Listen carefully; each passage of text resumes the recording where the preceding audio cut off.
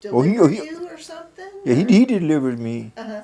So it's a tie to him, a sort of sign of respect that you Yeah. have carry his name. I've heard the name Bostic before. Yeah. So. Or several boys named Bostic. Okay. And we have speed. And we have sound. Almost like a one-arm wallpaper hanger. Maggie, it's all yours. Okay, thank you.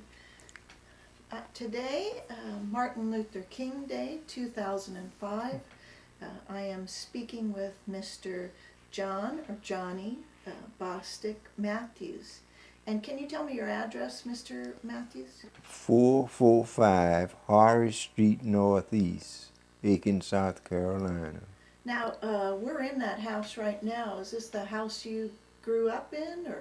I grew up here until I was 13. And how many brothers and sisters did you have here?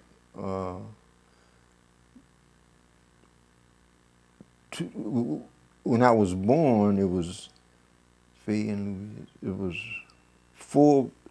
two brothers and two sisters. Oh. And I was the fifth one. Fifth one born. Or the sixth one, because this picture, see. This picture that you have here, tell me about that. Who's that in your family? Oh, that is my brother. He died in 1917 or 18 in a malaria epidemic. Oh, it swept through Aiken, or just? Well, right in the county, I know. In the whole county, 1917, 1918? Something like that. Mm-hmm. So it was, I mean, now we know about mosquitoes, but That's what did anybody think then? Everybody was talking about it. But I didn't know anything about it. Yeah. So how old was he? He's younger? No, yeah, he was, see, it must have been 7 or 8, something like that. Because that's about the last picture he had. He had a drawing. It's a drawing of him. So from it looks like from a photograph or something. So what year were you born? 1920. 1920, and so one of the reasons we're here to talk today is about where you went to school, which I understand is known by different names. So where did you go to first grade? Andrew Robinson Institute, which we call Jackson School. And the Jackson School, where's it located? On York Street. Does it look like? Did it look like that picture that Yes. we have here? That's the Center for African American Arts. And It's about the same thing, but it didn't. I don't think it had that many windows at the top. We didn't have that many windows there. I don't think. Then that's the only difference. It was 2 stories. 2 stories. And it had first grade. What other grades were there? Yeah. Well, actually, it was we had primer through the 11th grade. Through the 11th grade. Interesting. Yes, ma'am. And you probably started going to this school when I was in first grade. So you went primer. So you're 5 or 6 years old. About 5. I was 5. You were 5. I'm pretty sure of that. Did your brothers and sisters go to this school before you? Yes. What you called the Jackson School at the Yes. time? So they were in the 2nd grade? No, third grade, they were in, it's 4 years between me and my brother. Okay. And the rest of them were older. Uh-huh. So they were in like probably 4th or 5th grade. Oh. Now, did they speak to you during the school day, or you're too young to be in there? Oh, yeah, they carried me to school one time. I would just go along with them for 1 year, I remember. So they took care of you and walked you to school. Mm-hmm. Well, Tommy, we're on Horry Street now, and you walked with the rest of your brothers and sisters to school. Over to York Street. So how long did it take you to get to school? What, 10, 15 minutes. And you'd start up in September and go to school? Usually we started in October. Start in October. I like that too. Yes, we started in October. October, so because that was after the cotton was picked. Okay, so I remember that. And even though that wasn't something necessarily that you did, some of the other kids were involved in picking. Oh yes, cotton. people used to come out and pick you up and carry you to the field and bring you back Oh, from town. did you do that, or? I picked very little cotton, man. But you Oh, started. my brothers and sisters, yeah, they picked. Yeah. They did. So then they were all ready to go to school like you too in October. Yeah. So it's the farm schedule. So you'd go from October till May. May. Okay. And you would walk over. Excuse me. You would walk over with your brothers and sisters. Did you take your lunch to school? No, we didn't have any. Was no place to. If you carried something to eat, in fact, when we had a half hour, and we could kind of run up the street and get a little something. Okay. Maybe it was a local store there. It was one right down the street in the same block. A small little store, yeah. So you'd get yourself all dressed in the morning, and then you'd walk with your brothers and sisters. Did you have uniforms that you wore to that school? No, ma'am. No. So you would be wearing like your overalls. Yeah, and overalls. shirts and like if it's as Well, usually we cold wore as knickers or something. knickers. Okay, yeah, for especially first grade. Yeah, second Second grade. grade, yeah. Boys wore knickers then. Yeah, and big coats if it was as It cold. was cold if we had one. Yeah. And so you'd walk to school. Had your parents were in this same house too? Yes. And so your mom would help you get ready? No, well, see, my mother died when I was a year and 5 months old. And my grandmother came in here to kind of take over us, you know. Is that your mother's? Mother. Okay. I wish the picture was here, but I don't Okay. have it. And what was her last name? My grandmother? Your grandmother's last name? Sophie Jones. Sophie Jones. So they're the Jones family from here. So it was the Mathews, your father, who married into the Jones family that's here then too. So your grandmother, Miss Sophie Jones. Jones, raises you. Your father did remarry. He married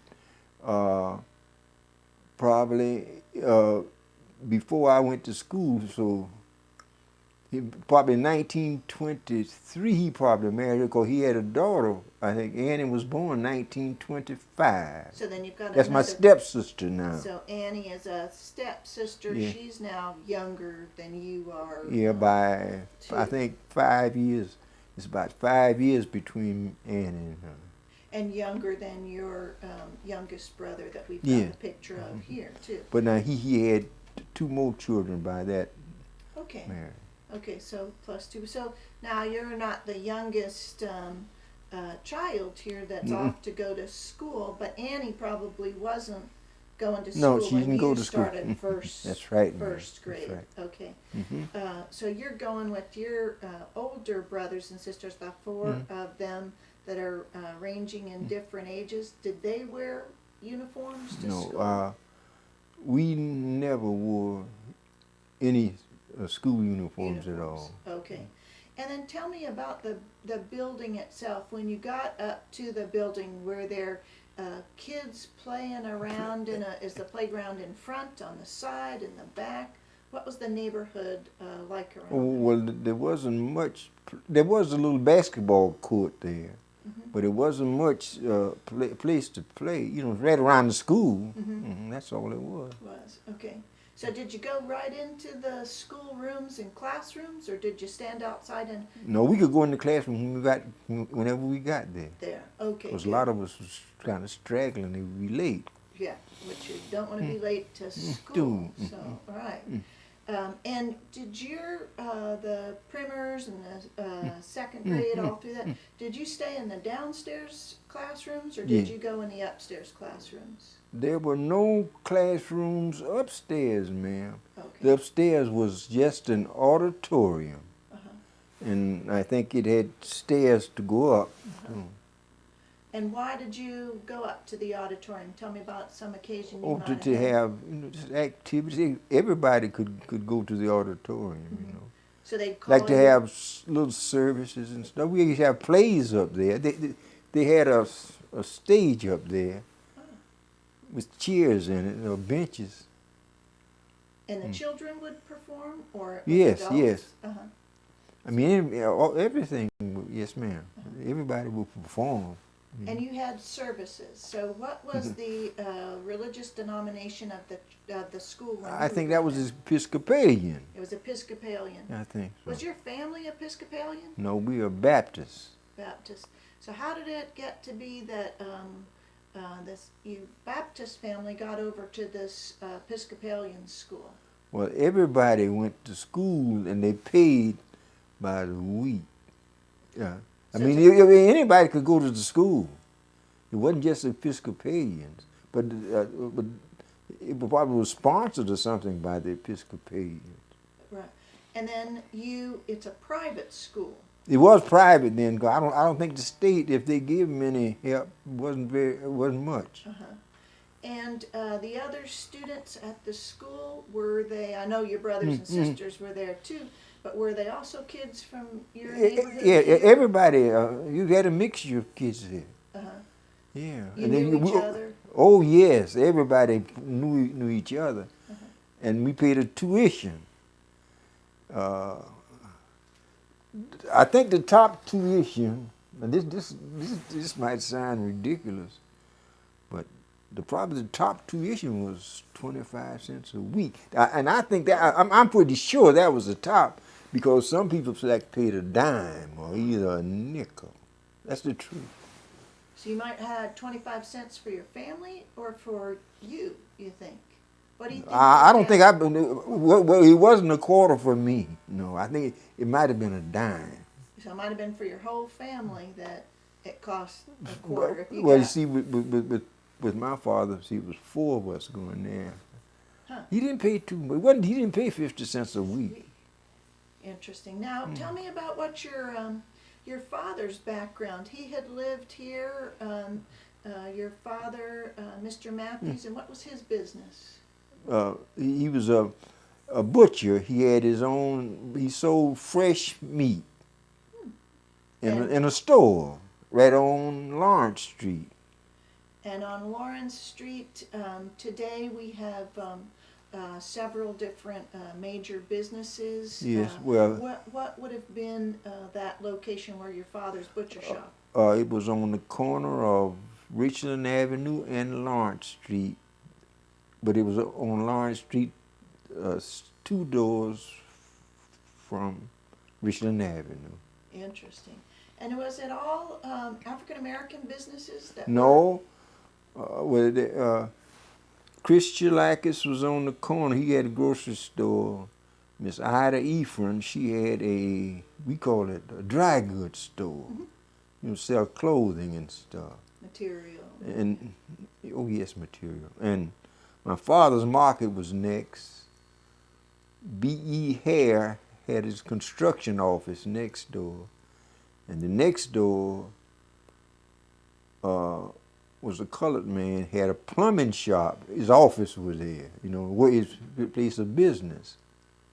And then it was a dry cleaner. What's that man name? I don't recall his, but he had a pretty big dry cleaning business there. And farther up the street was Ephraim's taxi service or something. They used to cater to the winter tourists. But he had 2 cars to rent, and they also did taxi service. That was about then it started residential.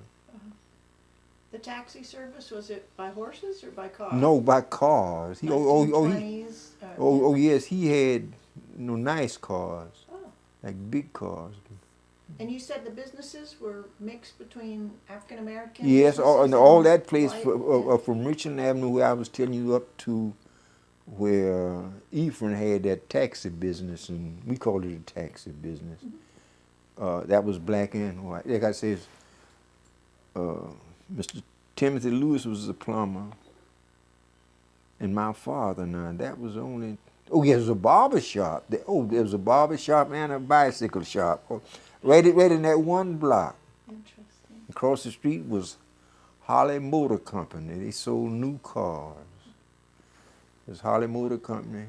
Schroeder had a grocery store on that corner, on the other corner of Richland Avenue and Lawrence Street. So 2 grocery stores and then a It was, butcher shop. but it was more than 2 grocery stores there on Lawrence Street. Oh, Oh, we had Rogers and Company, A&P. Oh, that was, yeah, but Rogers, A&P. We had Terrence, they sold gourmet groceries, you know. and your father's butcher company, how long was he in the Business up there? business? Yeah. Oh, for some years. My father was in that business until in the 30s. Oh, in the 30s. Uh-huh. Oh, but when he started up there, it must have been in. It was because it was in the 20s until the 30s that he had a market there for at least 4 or 5 years or longer. Okay.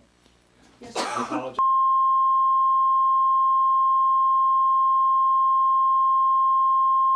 How you doing on the sound? I'm ready. Okay. Sorry about that. Just had to fix But I went to California. Oh, shipped out of San Francisco? I shipped out of San Francisco. Yeah. Straight to the Espiritu Santos in the New Hebrides. Oh, that's I lived in San Francisco for 20 years. So You I did? used to meet some of the soldiers who had shipped out Well, out there. So I lived in the Fillmore district for about 8 months on special assignment in San Francisco. gosh, special assignment. Secret special assignment or? Well, kind of bordering on it. Uh-huh. Uh-huh. Interesting. You probably can't tell me about that. So, but Oh, it was nothing. Oh, it wasn't nothing. Just I was doing liaison work. Uh-huh. Oh. Well, I'm going to take you back to the 1930s when you were talking about your father. So maybe by this time now you're about 10 years old. But Yeah. your father's had his business for 20 years or something. No, not 20 years. He wasn't. I don't think he was up there 20 years. So when you were born in 1920, at least, and a few years before that, right? Yeah. So maybe like 14 years or something. What happened in the 1930s? Oh, I went to school when I was 14.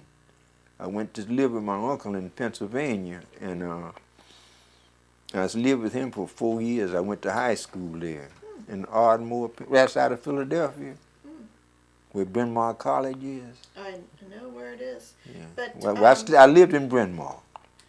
But during the 1930s, when you were still in town here in Aiken, what happened with your father's business? Well, he went out of business and he moved it out here on the highway, on number 1 highway. Uh-huh. He moved it out there. Was it? It still was a market, Uh-huh. and he did slaughtering too. So that's the even a little more difficult work. Was it the Depression? Oh yes, ma'am. And describe what that was. That was like that you remember as a young boy then. Oh, jobs were scarce.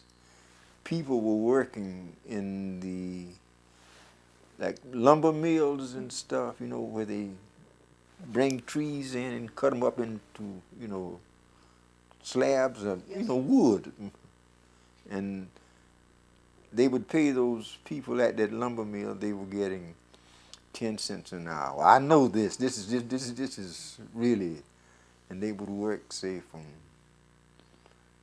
they had a whistle they used to blow, I think it was 7 o'clock in the morning, and they knocked off at 6. I think they made 10 hours a day with an hour for lunch.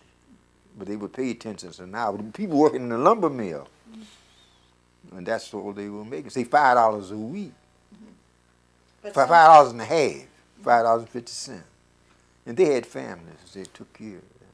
But your dad's business. Well, it went almost to nothing because things were tough. People wasn't buying much meat or any, But he still had this place, like I said, out there where he was slaughtered for he slaughtered for the other companies people downtown. You know, it was a couple of meat markets down there. Did you kids go in and work Oh after yes, school for your dad? Oh yes, we did that. Yeah. We'd go up to the market.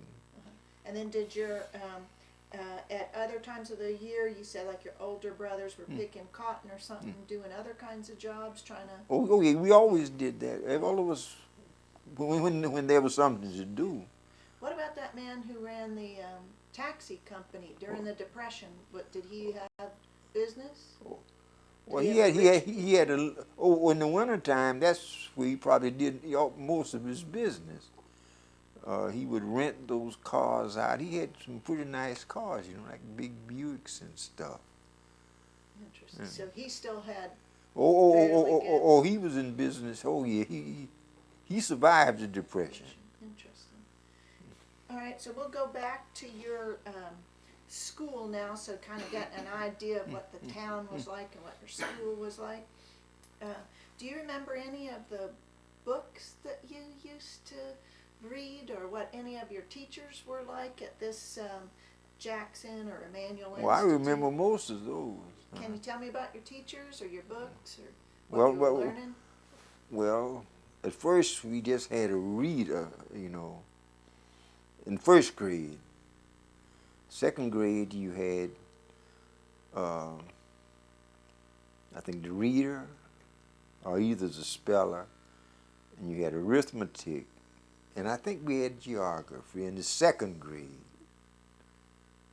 And then it went up a little. See, I went there to third grade, then I started here at the public school right up here on the hill, closer to home and stuff. And your brothers and sisters went to the public school after two of them went there, and my one did. Now she went to Jackson and Schofield. So it's probably 19. This was in 28, 29. Yeah, yes ma'am, yes ma'am. Mm-hmm. So, and your readers, the primers that you've got in your geography, do you remember your teachers and how they would teach you in those classrooms? What kind of desks you had? Well, we had a regular desk, you know, single desk, and well, see, the teachers taught like that primer and first grade in one room. Most of the rooms in the second and third was in one room with one teacher, and she taught everything. I mean, she had no help. And how many kids do you think were in your classes? Oh, and in there would be, let's see, 20 people anyway. And then the fourth grade and the fifth now, that was Reverend Pearson and Ms. Connor. They taught fourth and fifth. So the Reverend of the pastor. Episcopalian? No, he was just Reverend Pearson was just a fourth grade teacher, but he also had a church right there now, which is Wesley. He pastored that church. He taught and pastored the church.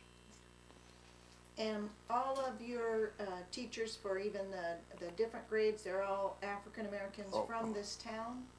From this, they live here, yes ma'am. Mm-hmm. So you would pass them on the street or something, you might see your teacher. Who's your primer teacher? Do you remember? Miss Nix. Nix. And her husband was a principal. He taught around here in Aiken County. And at a public school? Public, yeah. I mean, he might have been Reverend. He was a reverend too. I mean, but later on he became the principal of this Aiken Grady School right here, public school here. This Reverend Nix, Mrs. Nix's husband. Now, you went to the school for a couple of 3 years, which kind of set you apart from some of the other kids that are going to the public school, because your folks are paying good money for you to go to school. Did you play with some of the kids from the public schools afterwards? Oh yes. Yeah. Oh, everybody played together. Oh, And where would you kind of meet up? Would it be on your school grounds or your house or your? well, in the street mostly. Like when school was up there, we'd go up on the school ground and play. They had a little ball field out there and stuff. Baseball or Baseball. kickball? Yeah. And so when you'd finish with your day, you'd meet kids from your Anywhere. neighborhood and anywhere. All over Aiken, yes. I did ramble when I was 6, 7 years. I could ramble. So you get around to other neighborhoods. Now those kids probably didn't have where they had to go to church during the week, but you had. No, we didn't have to go to. They didn't make us go to church now, but we had. They taught us what they call, I remember, catechism or something like that. That was the Bible. Everybody took that. I just like read a couple of verses or something. Did your friends take catechism in the other schools that they were going to? No. Only at Jackson around there. That's where you got your catechism. And then for your assemblies, did they have any sort of church meetings or anything there, or it was mostly just the kids in the plays? They didn't have too many, say, church meetings, not at the school. They'd have little activities there, like school activities, and everybody would come, They had an auditorium. Do you remember, so we're looking at the kind of common day types of activities, but did you have some uncommon days where there are tornadoes? Like I've seen tornadoes here and ice storms here. Anything that was in your first couple of years that you remember? We never had any weather that would say close down the schools. Like if it was raining or stuff, you just didn't go. You did not go to school if it was raining? Raining hard. Yeah, because you can't walk to school. But if it was... anyway, we'd go. You'd go. And you would gather with your brothers and sisters at the end of the day and come home? Or meet up with your other friends and walk home? Well, whoever was going your way, we just walk. You could meet the same people almost every day, going and coming. Do you still have friends from that time period, first, second, and third grade, that you know around town here? From that school? No. Right now, let me see. I can't right now. I can't recall anyone say that went to school with me in second or third grade. I mean, not living. Right. I'm just trying to think. Your sister, of course, Mrs. Louise Price, that we want to talk to. She went to that school. Yeah. Did you? Did the girls and boys at the school play together? Oh yes. Oh yes. You could play together. Okay. So you had, when you're outside playing kickball or something, the girls could come and play with you too. Yeah. And when we walk through the building, you'll probably point out some different things. But tell me how many breaks you would get during the day and what kind of things you'd... breaks? Yeah. During the school day, we had what we call a little recess. That was about 10, 15 minutes. That was, say, like 10 o'clock. And then we'd have the lunch break, and that's all we had. And so in the facilities themselves, you're downstairs in the classrooms. You just... probably be very orderly. Then you went outside and started playing. You said it wasn't an organized play. Just go out and play.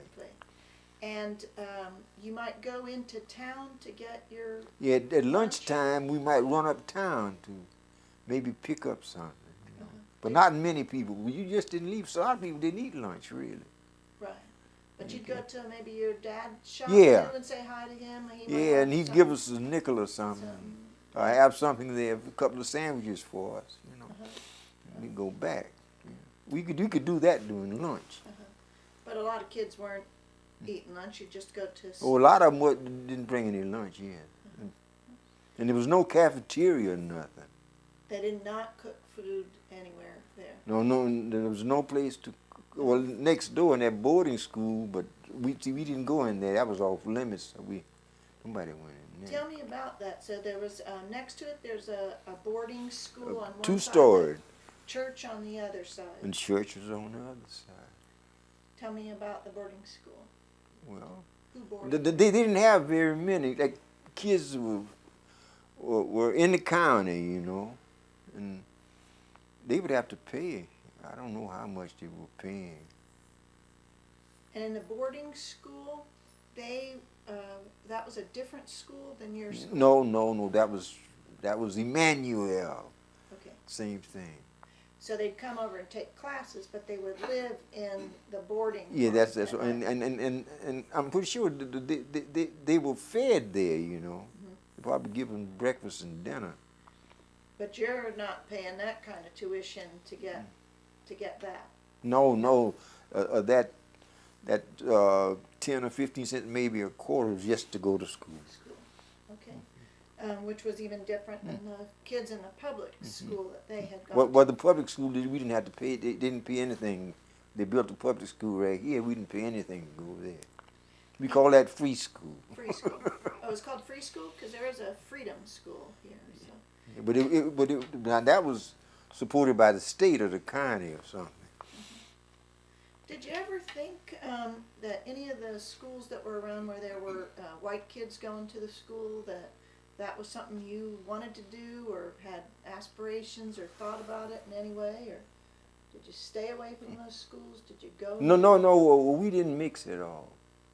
There was no, not any. But they had the whites had a swimming pool right up. We call it uptown, right in the village up there.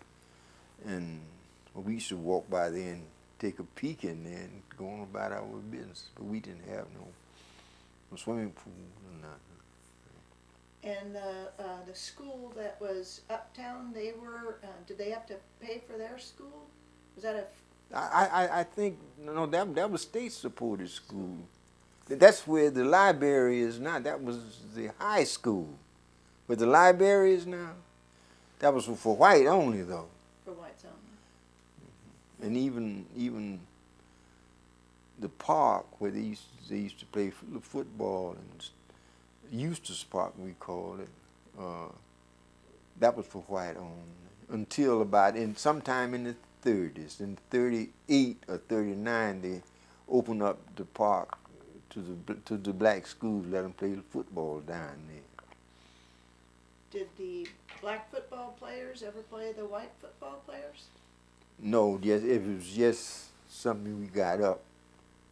No, but there was no scheduled games or nothing. No. No organized. No. Okay. But something you might have. Yeah, just like we used to play the white boys right here.